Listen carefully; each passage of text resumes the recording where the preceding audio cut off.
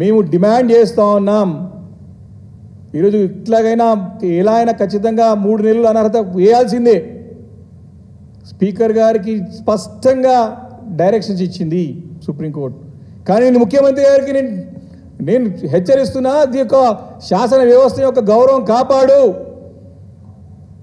మీ యొక్క పార్టీ కేంద్రంలో ఉన్నటువంటి మీ జాతీయ పార్టీ, మీ యొక్క పార్టీ ఫ్లోర్ లీడర్ అయినటువంటి రాహుల్ గాంధీ గారే ఎవరైతే పార్టీ ఫిరాయిస్తే తక్షణం వాళ్ళను అర్హులుగా ప్రకటించాలని చెప్పేసి వారి యొక్క 5 న్యాయ సూత్రాలు ఏదైతే 5 న్యాయం ఉన్నదో వాళ్ళ యొక్క మేనిఫెస్టోలో పెట్టారో దాంట్లో ఒక సూత్రమే ఈ యొక్క ఫిరాయింపు చేసినటువంటి ఎవరైనా సరే ఇమీడియట్గా వారిని డిస్క్వాలిఫై చేయాలా, అనర్హులుగా ప్రకటించాలని చెప్పేసి మీ పార్టీ మేనిఫెస్టోలో మీరు పెట్టుకున్నదే. మీరు చేయకుండా రాహుల్ గాంధీ గారు ఒకటి మాట్లాడతారు, ఇక్కడ రేవంత్ రెడ్డి ఒక పని చేస్తూ ఉంటారు. అంటే ఢిల్లీలో ఒక మాట, గల్లీలో ఒక మాట.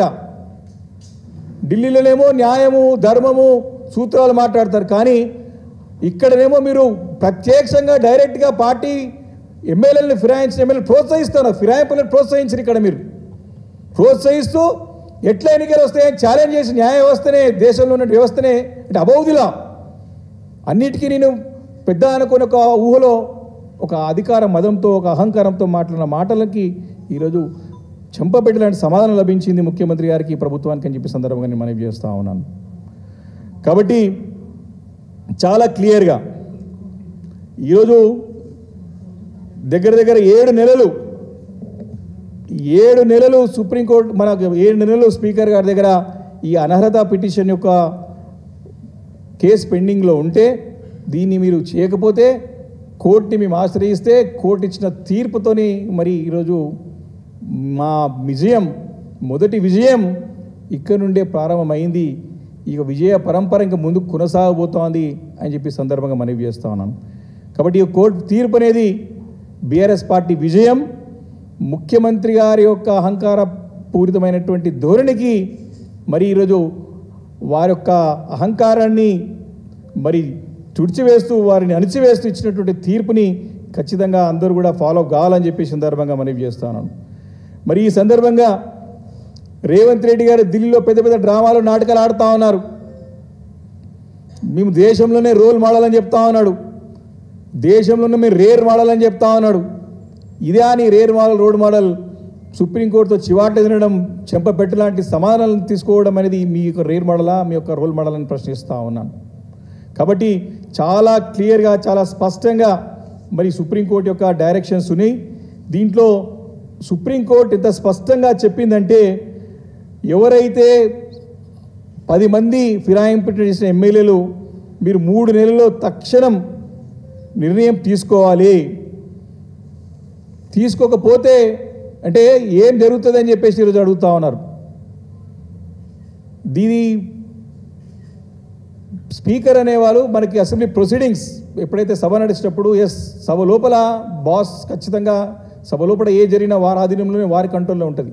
when it comes to tribunal, ఎప్పుడైతే కోర్టు బయట ఏదైనా ఇలాంటి ఇష్యూస్ వచ్చినప్పుడు, కేసెస్ వచ్చినప్పుడు వారు ట్రిబ్యునల్ హెడ్గా వ్యవహరిస్తారు.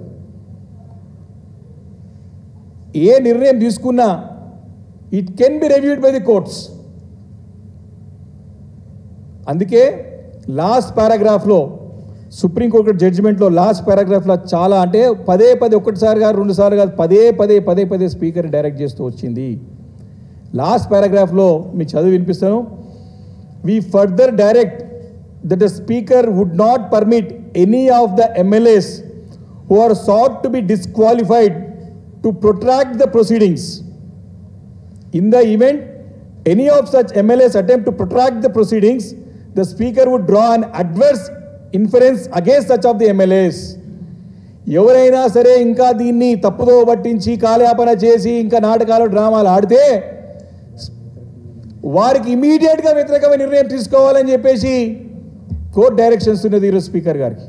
ఇది సంచలనమైన తీర్పు. కాబట్టి ముఖ్యమంత్రి గారు అసెంబ్లీలో అసెంబ్లీ యొక్క వ్యవస్థ, అసెంబ్లీనే అవమానం అంటే అసెంబ్లీ యొక్క వ్యవస్థను దిగజార్చిర్రు. దాని యొక్క ఒక ఇంపార్టెన్స్ని, దాని యొక్క శాంక్టిటీని, ఒక పవిత్రంగా భావించేటటువంటి అసెంబ్లీ యొక్క ఒక పవిత్రతని ఈరోజు మంట గలిపినాడు రేవంత్ రెడ్డి గారు అని చెప్పి సందర్భం అని. ఇంకా దీన్ని చేయకండి, దాని గౌరవాన్ని కాపాడండి, తక్షణం రాజీనామా చేపియండి, ఉప ఎన్నికలకు రండి. నీ మీద నీకు నమ్మకం ఉంటే, నీ పరిపాలన పైన, నీ యొక్క 18 నెలల పరిపాలన పైన నేను రోల్ మోడల్ చెప్పుకుంటున్నావు కదా, నీకు నిజంగా దమ్ము ధైర్యం ఉంటే ఇమీడియట్గా రాజీనామాలు చేపి 10 మందితో ఎన్నికలకు రా అని చెప్పేసి రేవంత్ రెడ్డిని మేము సవాల్ విసురుస్తూ ఉన్నాం. కాబట్టి ఇంకా కూడా కోట్లని తప్పుదో పట్టిస్తూ కాలయాపన చేసే ప్రయత్నం మానుకోవాలని చెప్పేసి కూడా సందర్భంగా మనవి చేసుకుంటూ, మరి మేము సుప్రీంకోర్టు ఒక తీర్పుని మేము మనస్ఫూర్తిగా స్వాగతిస్తూ ఉన్నాం.